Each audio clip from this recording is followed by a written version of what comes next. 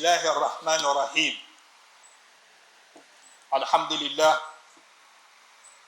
لله الذي عرف أولياءه قوائل الدنيا وآفاتها وكشف لهم من حقيقتها وسوءاتها، فعلموا أن كل مغرور بها إلى ذل مصيره وإلى تحسر منتهى، وسختها تسوق إلى الأسقال، وشبابها يلئق بالمشيب وما وراءه من الأحوال.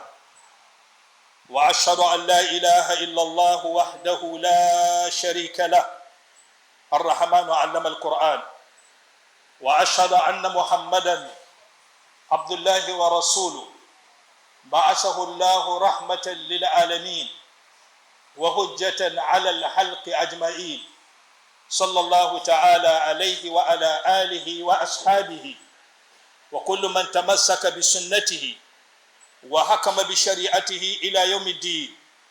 سبحانك اللهم لا علم لنا إلا ما علمتنا إنك أنت العليم الحكيم. وبعد، أيها الإخوة الفضلاء، فإن الدنيا دار النفاد لا محل الإخلاد، ومركب عبور لا منزل حبور، ملكها يفنى وعزيزها يزل وكثيرها يقل وخيرها يفوت وجديدها يبلى وحيها يموت. ‘Yan uwa masu imani, muna wa Allah subhanahu wa ta'ala godiya. Sarkin da ya dace a gode mai shine Allah. Muna gode wa Allah subhanahu wa ta'ala wanda ya sake haɗa mu a wannan bigiri, a wannan masallaci Central Mosque wanda ke cikin tudu a Accra. Da farko, kafin mu yi bayani ɗan lokaci kaɗan, jama'a sai ku yi haƙuri da abin da ya faru. Allah subhanahu wata'ala shi ke wa bawa tsari. Mutum za ka ƙudurta ga abin da zan yi, sai Allah ya ce maka a'a, ni ga wanda za a yi. Sai sa Allah ke gaya wa annabi Dawuda alaihi salatu wassalam, Allah ya ce wa annabi Adam, abdi turidu wa ana urid wala yakunu illa ma urid, fa in sallamta li fi ma uridu kafaituka fi ma turid. Allah ce bawa na kana so, ni ma ina so, amma ba zai faru ba face wanda ni Allah nake so. Idan ka yadda da wanda ni Allah nake so, sai in wadatar da kai cikin abin da kake so. Yasa muna fata, muna roƙon Allah, wannan lokaci ne Allah ya kaddara mu haɗu da jama'a a cikin wannan masallaci. Allah subhanahu wata'ala ya ƙara mana imani, ya ƙara mana tsoron Allah, ya ƙara tabbatar da tsoron Allah a zuciyarmu. Jama'a, hutuba na da yana da yawa, amma saboda ƙurarren lokaci za mu yi magana a taƙaice game da haƙiƙatul duniya. Yana da kyau musulmi mu gane menene duniya, menene ainihin haƙiƙanin duniya, saboda yau idan ka lura da rayuwarmu da inda duniya take kai mu, to akwai ban tsoro. Yana da kyau mai hankali mu dawo baya, mu gyara lamuranmu. Wannan duniya ba gidan zama ba ne. Fa inna duniya darun nafadi la mahallal ikhlad. Jama'a, duniya gida ne mai karewa, ba gidan da zai tabbata ba ne. Wa markabu uburun, duniya kwale-kwale ne wanda za ka hau ta tafi da kai.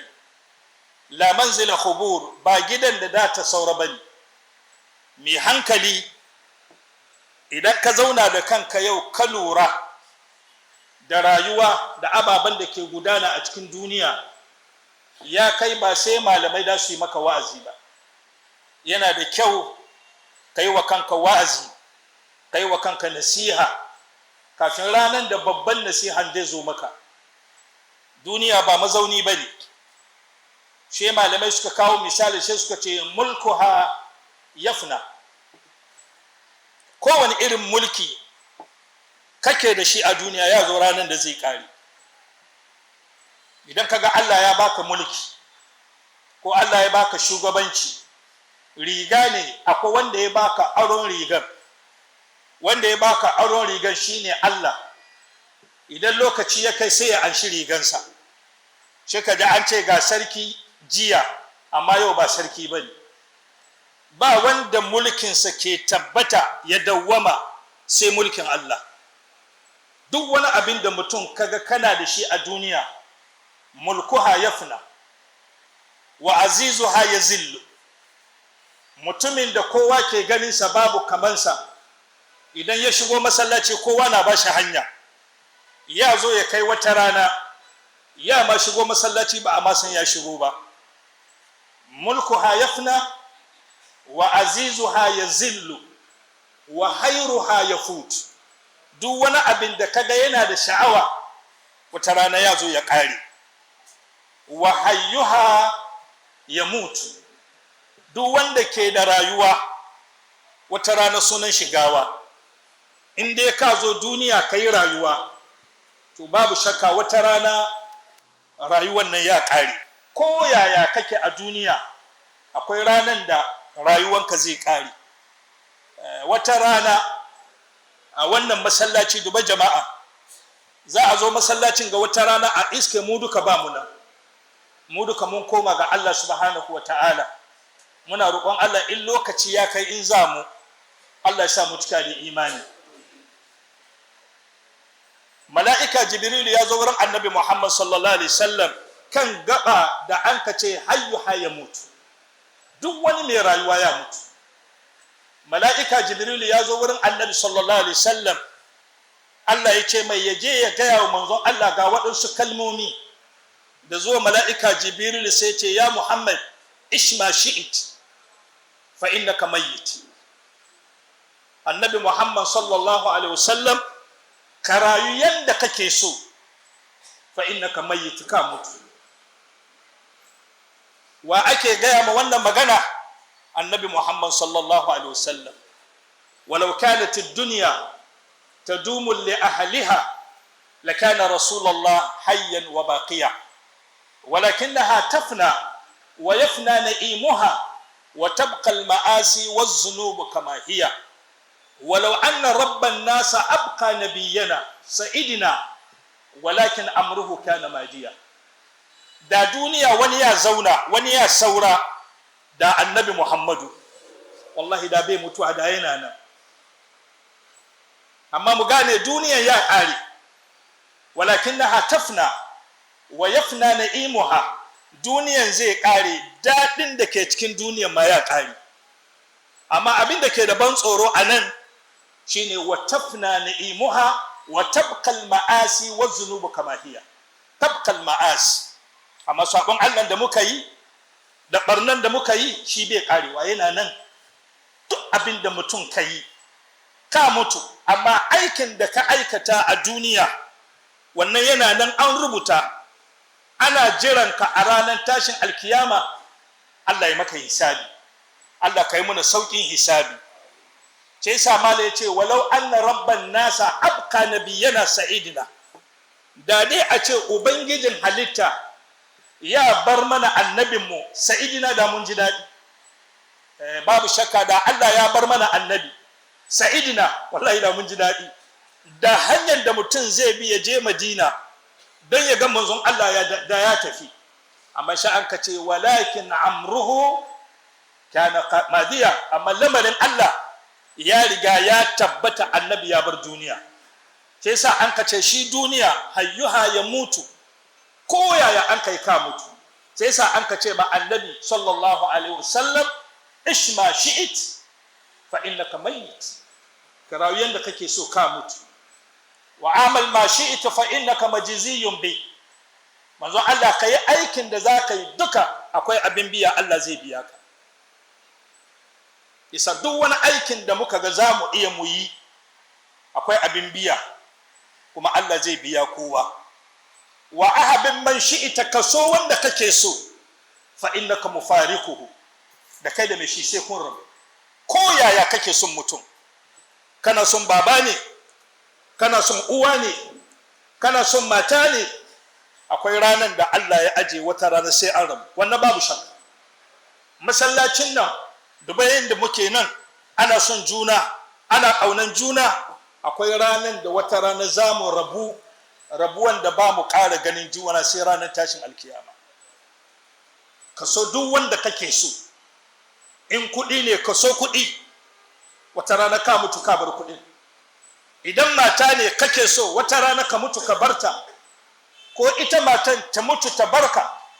Shi wannan lamari ne da Allah.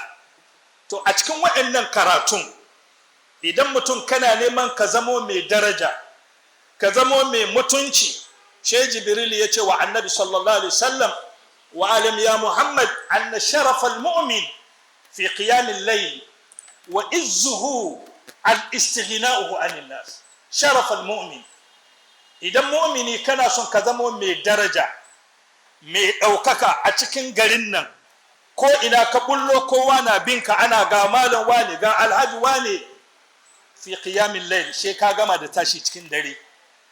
Tashin dare nafila yana ƙara maka daraja a wurin Allah.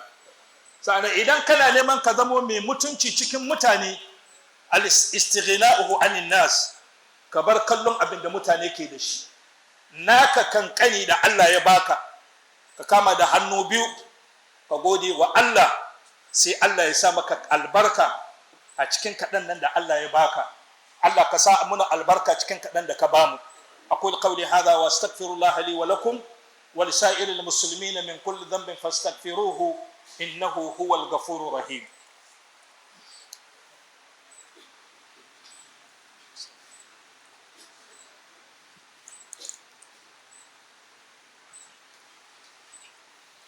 الحمد لله رب العالمين والعاقبة للمتقين ولا عدوان إلا على الظالمين، وأشهد أن لا إله إلا الله وحده لا شريك له، وأشهد أن محمدا عبد الله ورسوله أرسله الله رحمة للعالمين وحجة على الخلق أجمعين، صلى الله عليه وعلى آله وأصحابه ومن اتبعهم بإحسان إلى يوم الدين. أما بعد، جماعة مي hankali da duniya. Amma akwai waɗansu bayi da Allah ya yabe su, malamai suka kuma yaba musu. Inna lillahi ta'ala ibadan futana tallaku dunya wa haful fitana. Akwai cikin bayin Allah akwai waɗansu bayi, in an ce futana, masu hankali, bature ya ce they are focus, suna da focus, suna da tunane, suna da tsinkayen nisa. Sai sa idan mutum kana duniya, ka zama mai tsinkayen nisa, kaka bar tunaninka ya zama tunanin yara ƙanana. Ko lokaci a same ka tunaninka da lissafinka yana nisa, to za ka iya ka fahimci yadda rayuwar duniya yake. Sai sa Allah ce waɗannan bayi na ibadan futana, wai bayi ne masu hankali. Menene hankalinsu? Tallaku duniya wa haful fitana. Sun sake duniya saboda fitina, sun rabu da duniya saboda fitinan da ke duniya. Akwai fitina sosai. Kai da kanka yau idan mutum ka dubi fitintinu da rigingimun da ke duniya, dama annabi Muhammad sallallahu alaihi wasallam, manzon Allah ya ce mana zamani na zuwa da mutum zai ga kabari, ya ce dama a ce ni ke cikin kabarin nan don ya huta da fitinan duniya. To waɗanda bayan Allah saboda hankalinsu da tunaninsu, tallaku duniya wa haful fitana, nazaru fiha, da suka zauna suka duba duniya, alimu annaha laysat li hayyil watana, sai suka gane ashe mai rayuwa ba garinka bane nan. Ja'aluha lujjatan wattahazu salihal a'mali fiha sufala, sai suka mai da duniya kaman teku, sai suka ɗauki kwale-kwale suka mai da shi aikinsu na kirki, sai suka tsallaka. Allah ka sa muna cikin mutanen nan. Amma yau in ka dubi halina da naka halin, da tabi'a na da naka tabi'ar, sai da Allah ya kama da misali. Duba suratul hadid aya na 19, sai Allah ya kwatanta duniya da siffa biyar. Suratul Hadid aya na 19, sai Allah ya kwatanta duniya da siffa biyar. Sai Allah ce ilamu ku sani, domin mun yi gamon duniya ne muka aza, ana wani bari ban bari, wani wallahi ban yi, wani kakai wallahi sai na yi. Mutum mun ɗauki duniya mun yi gammo muka ɗora wa kanmu, sai Allah ya jawo hankalinmu. Rigiman da muke yi a cikin duniyan nan abu biyar ne kuro. Yau da aka ga ana gaba da kai, kai baka ma san me yasa ake gaba da kai ba. Za ka ga ana kinka, kai baka san mai kai ma ba a son batun, kai baka sani ba, ana da jin haushin ka ne kuro. Kuma in ka bibiya ana jin haushin ka saboda wani abin duniya. Ka mallaki duniya, ka mallaki kuɗi, wani na can gefe sunanka ya ji, bai san ka ba, bai taɓa ganin ka ba, shi kenan ya zamo kai ka zamo maƙiyinsa. To sai Allah ce duka mu aje, sai ce ilamu ku sani annamal hayatid duniya, kun ga rayuwar duniyan nan da kuka yi gammo kuka ɗora wa kanku, sai Allah ce la'ibun wa lahawun wa zinatun wa tafahur bainakum wa takathur fil amwali wal aulad. sai ce kamathali ghaisin a'jaba al-kuffara nabatu thumma yuhiju fatarahu musfarran thumma yakunu khutaman wa fil akhirati adhabu shadid wa maghfiratun min Allah wa ridwanun wa mal hayati ad-dunya illa mata'ul ghurur. Ilamu musani, mun ga duniya farko sha Allah ce la'ibun wasa. In ka duba kuma sai an malamai masu tafsiri suka ce kaman wasan yara ƙanana.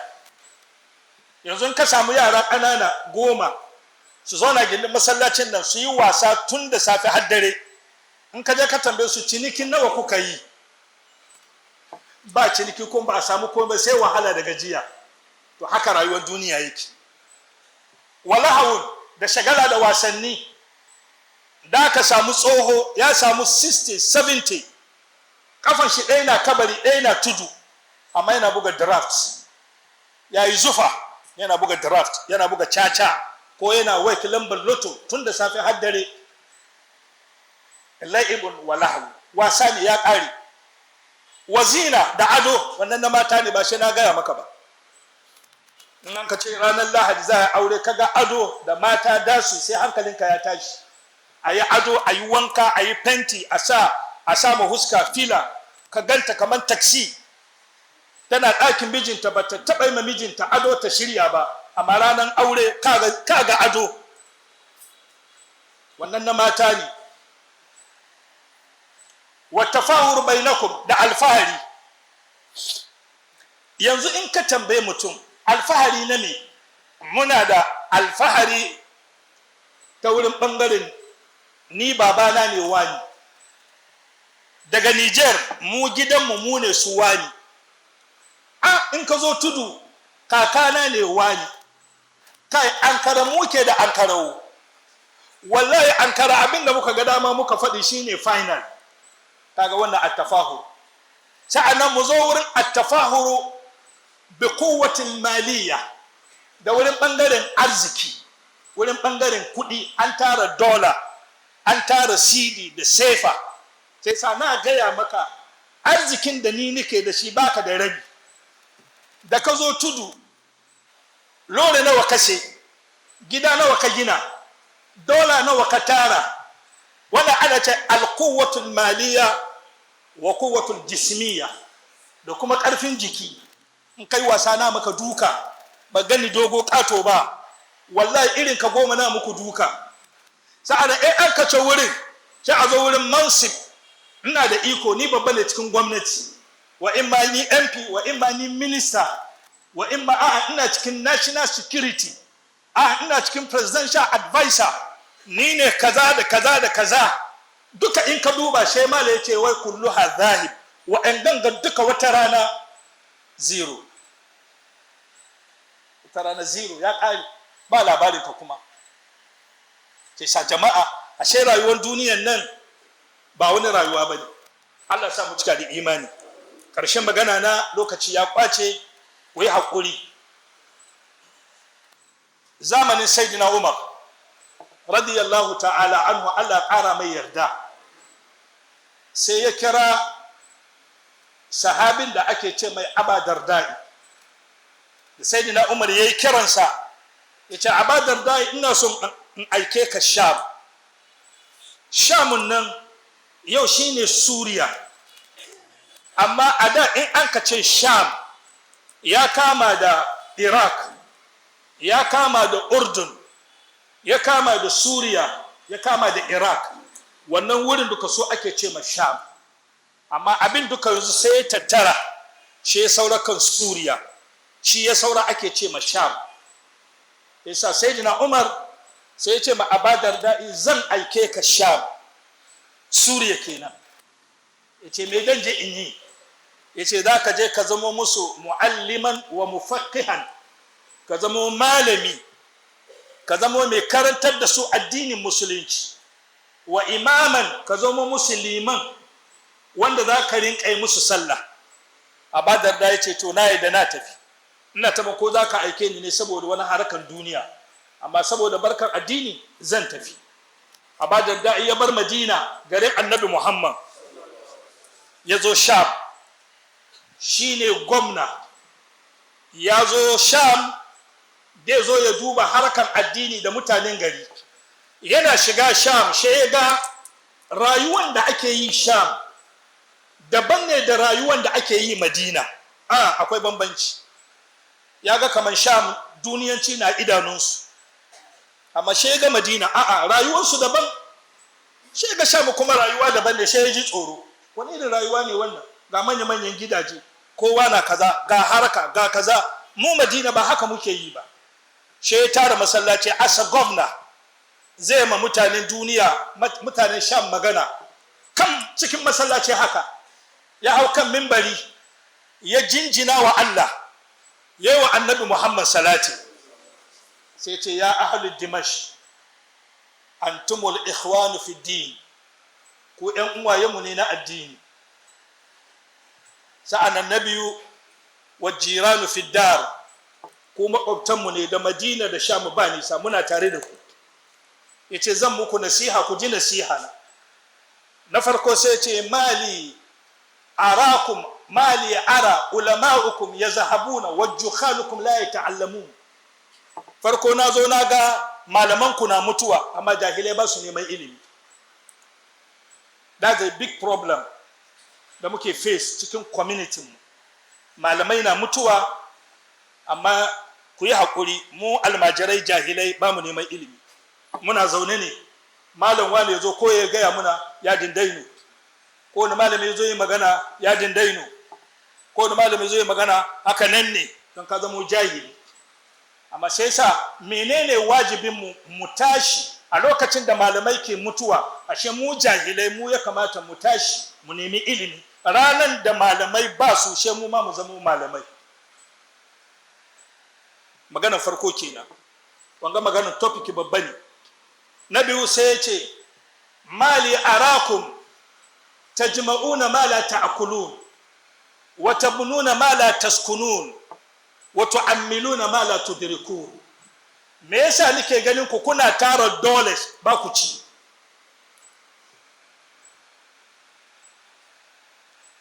Tajma'una ma la ta'kulun, kuna kokarin tara abinda ba ku ci, kuma ba za ku ci ba. Wallahi ba ka ci. Allah ban ce ka tara ba, ban ce haramu ba ne, tara ya taru. Amma wani na cin yana maka addu'a, ya wahabu ya wahabu, wai ka mutu a raba gado a bashi nashi.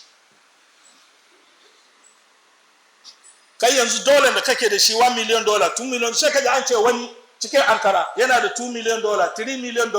Wallahi wani na nan dan uwanka yana addu'a ka mutu a raba gado a bashi nashi. Mali ara tajma'una ma la ta'kulun, muna tara abinda ba mu ci. Wanda zaka ci shine wanda ka zo da shi cikin masallacin ga, wallahi shi da ka same shi ranar tashin alkiyama gaban Allah. Amma wanda ke cikin adakan ku na karfe, kun sani abinda zan faɗi ga kun sani, kuna da wani adaka na karfe ko barayi 40 suka zo ba su ɗauki wannan ƙarfe, wannan kuɗin wurin yake. Ran da ka mutu, ran da an kwashe duka a raba gado ya ƙare. Idan an ka raba gado su suna jin daɗin kuɗin, kai kana cikin kabari ana maka hisabi. Wata bununa ma la taskunun, muna gine-ginen gidajen da ba mu kwana ciki. Muna gina gidan da ba mu kwana, ba ka kwana ciki. Ai zai di in kai wundodin kai yin lokaci na niskan yara. Nina wundi cina, sanda dai barkan sibu. Amma ma bai sanda, cina din kan irgo ga cina, wallahi ni gabu na sijil bai ara. Muna gina gidaje masu kyau, amma ba mu kwana ciki. In ma ka kwana ɗaki guda, kuma in ka kwana cikin ɗaki wani ɓangare kankani wurin da ka kwana, sauran gidajen duka mai da ka yi da su. Yana da kyau a ce gidanka akwai wakaf, akwai ɗaki guda ko ɗaki biyu ko apartment guda. Wannan apartment ba shi cikin gado. In na mutu, wannan ka a raba gado, baƙi su rinka kwana ciki, ka samu lada ranar tashin alkiyama. Tabununa ma la taskunun wa tu'ammiluna ma la tudrikun. Muna imagination da ba mu samu. Imagination na shi kaza, na gina kaza, na yi kaza, na ga wani plan, ya kamata yin wannan plan. Na ga wani sabon lori, lorin nan ya kamata in yi plan yadda zan samu wannan lori. Kuma kana tunanin nan maybe sauran ka 5 days ka mutu. Sauran ka 5 days ka mutu. Sai sa mali ce tu'ammiluna ma la tudrikun. Muna tunani zabarwa suka irgo ga nata. Wala mace ya dinne irgo ga nata. Muna tunani gurin abinda ba za mu same shi da cikin duniya. Wannan shine nake so mu dakatar da karatunmu, kutubinmu na wannan rana mai albarka, wannan masallaci mai albarka. Har wa inda sake ba mutane hakuri da lokaci da ya kwace mu da kun san lamarin trafficking garin ga. Wallahi na bar gida tun night kaga shi yanzu muka zo masallaci. Sai sa Allah ya kara mu da hakuri, ya kuma ba mu lada hakuri. Jama'a, karatuna na yau ko hutuba na yau ko ku ganni a wannan masallaci a yau, na zo ne matsayin ta'aziyya ma mutanen masallacin ga duka, musamman da malamin Sheikh Idris, saboda rashi da ya yi na mai ɗakinsa a lokacin da an kai wannan rashi ba ni ƙasan nan. Kuma ga shi Allah ya sa na zo, ba shi kaɗai zai yi ma ta'aziyya ba, ya kamata yi ma mutanen tudu duka ta'aziyyan rashin nan da muka yi. Domin duk mutumin da kaga ya rasa mata ko ya rasa uba ko ya rasa uwa, ya yi babban rashi. Balle macen da kai da ita kuke tare kuke kwana kan gado ɗaya, yau ka zo ka wayi gari ba ta nan, ba ta je a'a ta te ba ka ƙara ganinta. Isa Sheikh Idris, muna maka ta'aziyya. Hajiya Allah ya jikanta, Allah ya sa ta huta, Allah ya haɗa ta da mala'iku rahama. Halayenta, tabi'o'inta da ka karantar da mutane, ko halayenta da ka gaya wa bayin Allah, wannan hali Allah ya sa shi ya zama mata guzuri da gida na aljanna. Duk macen da ta mutu mijinta ya ce na yarda da ita, to babu shakka wannan mata ma Allah ya yarda da ita. Sai sa Allah ya ƙara mata yarda, Allah ya nawar kabarinta. Allah muke roƙo ya sa kabarinta ya zama dausayi na gidan aljanna. Kai kuma muna roƙon Allah ya ƙara maka haƙuri. Sai sa kwamitin masallaci na wannan masallaci mai albarka, ina muku ta'aziyya na rashin uwa da muka yi. Allah ya sa ta huta, kuma Allah ya ƙara muku haƙuri. Allahumma ighfir laha warhamha wa afu anha wa akrim nuzulaha wa wasi' mudahalaha wa ghasilha bil ma'i was salji wal barad wa naqqiha min az-zunub wal hataya kama yunqqa thawb al abyad min ad-danas. إن كانت محسنا فزد في إحسانها وإن كانت مسيئا فتجاوز عن سيئاتها يا رب العالمين. اللهم ربنا أبدلها دارا خيرا من دارها وأهلا خيرا من أهلها. اللهم ربنا لا تحرمنا أجرا ولا تفتنا بعده. وما إلو كتم ياك الله سامجك الإيمان.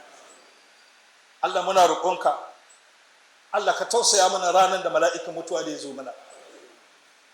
Allah muna roƙonka kaka kashe mu face kana mai yadda da mu. Allah muna roƙonka kaka anshi ranmu face mun gyara tsakaninmu da kai. Allah muna roƙonka kaka anshi ranmu face kana mai yadda da mu. Allah ranan da za mu kwana cikin ramin kabari Allah ka ji tausayin mu. Allah ran da za mu kwanta cikin wannan rami Allah ka yi mana rahama. Allah ka tausaya mana. Allah ka nawar kabarinmu. Allah ka ji tausayin mu ranar da za mu zo filin kiyama. Allah muna roƙonka ran da za mu zo mu tsaya gabanka tsirara ba riga ba wando ba kaciya ya Allah ka ji tausayin mu. Allah ka tausaya mana ran da za mu zo mu tsaya gabanka tsirara Allah ka tausaya mana. Allah ka ji tausayin mun hau siradi ranar da za mu hau siradi Allah ka sauwaka mana. Allah ka ji kai muna rahama. Allah kayan mu mizani zunubin mu na da yawa. Allah laifin mu yayi yawa. Idan muka zo ranar da zaka auna kayan mu Allah ka ji tausayin mu. Allah kai muna rangwame wurin auna kayan mu. ربنا ظلمنا أنفسنا وإن لم تغفر لنا وترحمنا لنكونن من الخاسرين. اللهم ربنا لا تدع لنا في هذا المكان ذنبا إلا غفرته ولا كربا إلا فرجته ولا دينا إلا قضيته ولا مريدا إلا شفيته ولا ميتا إلا رحمته ولا حاجة من خوائج الدنيا والآخرة إلا قضيت برحمتك يا أرحم الراحمين يا رب العالمين. وصلى الله على سيدنا محمد وعلى آله وأصحابه أجمعين. سبحان ربك رب العزة عما يصفون والسلام على المرسلين والحمد لله رب العالمين. قوموا إلى صلاتكم. الرحمن الرحيم مالك يوم الدين إياك نعبد وإياك نستعين اهدنا الصراط المستقيم صراط الذين أنعمت عليهم غير المغضوب عليهم ولا الضالين.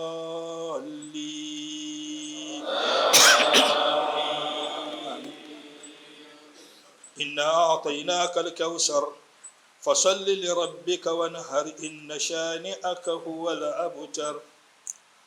الله أكبر.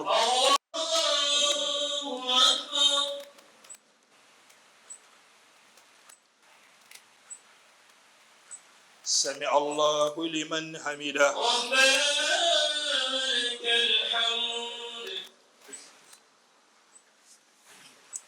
الله أكبر.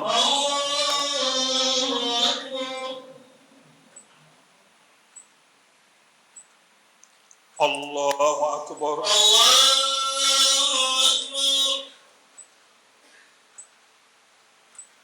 الله أكبر.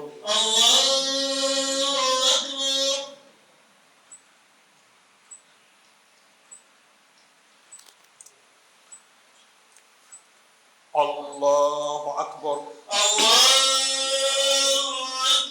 الحمد لله رب العالمين الرحمن الرحيم مالك يوم الدين إياك نعبد وإياك نستعين اهدنا الصراط المستقيم صراط الذين أنعمت عليهم غير المغضوب عليهم ولا الضالين. آمين. إذا جاء نصر الله والفتح ورأيت الناس يدخلون في دين الله أفواجا فسبح بحمد ربك واستغفره إنه كان توابا. الله أكبر.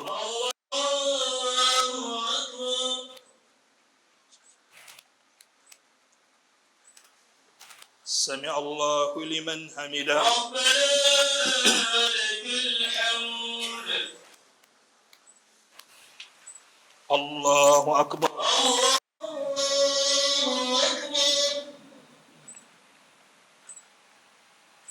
الله أكبر.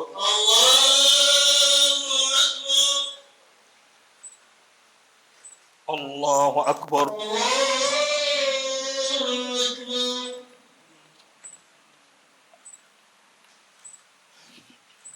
الله أكبر.